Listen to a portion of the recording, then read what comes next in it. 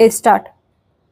तिरुपति के विश्व प्रसिद्ध बालाजी मंदिर में प्रसाद के रूप में वितरित किए जाने वाले लड्डुओं को तैयार करने में पशुओं की चर्बी और मछली के तेल का इस्तेमाल किए जाने का मामला जितना सनसनीखेज है, उतना ही आस्था पर आघात करने वाला भी।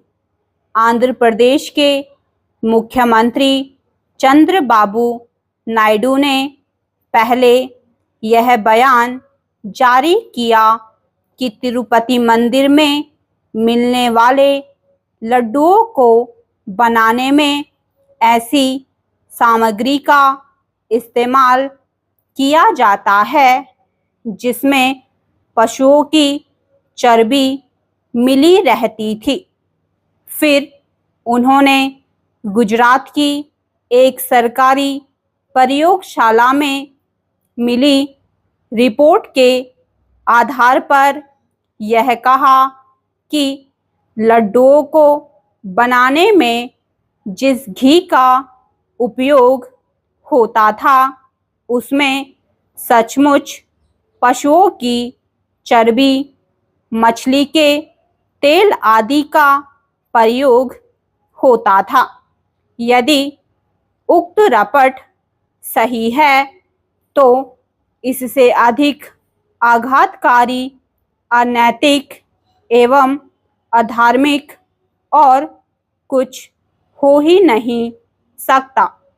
केवल इतने से संतुष्ट नहीं हुआ जा सकता कि इस मामले में केंद्र सरकार ने भी दखल दिया है, क्योंकि हिंदुओं की आस्था से खिलवाड़ करने वाला यह प्रकरण गहन जांच की मांग करता है। यह पता चलना ही चाहिए कि सच्चाई क्या है।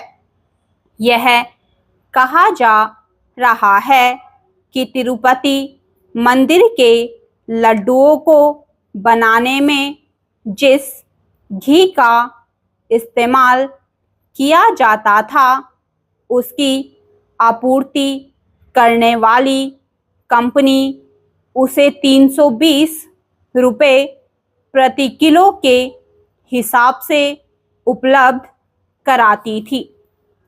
क्या यह संभव है?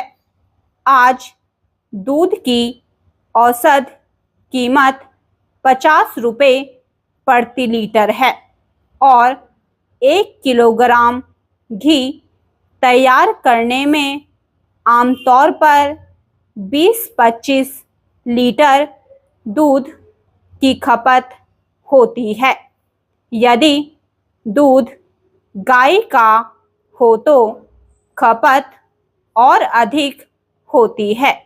आखिर ऐसे में कोई 300-400 रुपये किलो के हिसाब से घी कैसे उपलब्ध करा सकता है?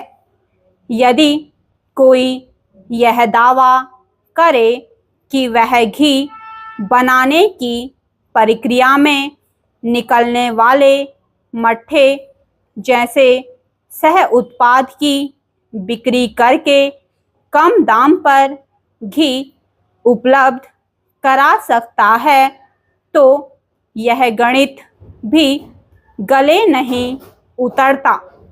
भले ही कितनी भी मात्रा में घी का उत्पादन क्यों ना किया जाए, अच्छा हो कि तिरुपति का मामला सामने आने के बाद किसी की ओर से यह स्पष्ट किया जाए कि जो डेयरी कंपनियां 700-800 रुपये किलो में घी बेचती हैं, उनका घी वास्तव में कितना शुद्ध होता है। बात केवल तिरुपति मंदिर में मिलने वाले देसी घी से बने लड्डुओं की ही नहीं है, क्योंकि अन्य मंदिरों और साथ ही बाजार में कथित तौर पर शुद्ध घी से तैयार सामग्री मिलती है। यदि देश में कहीं पर भी 400-500 रुपए किलो में देसी घी मिल रहा है तो यह संभव ही नहीं कि उसमें किसी तरह की मिलावट ना हो। तिरुपति मंदिर का मामला यह भी बता रहा है कि हिंदुओं के मंदिरों को सरकारी नियंत्रण से मुक्त करने की आवश्यकता है। यदि अन्य समुदाय अपने धार्मिक स्थलों की देखभाल कर सकते हैं तो फिर हिंदू समाज क्यों नहीं कर सकता। स्टॉप।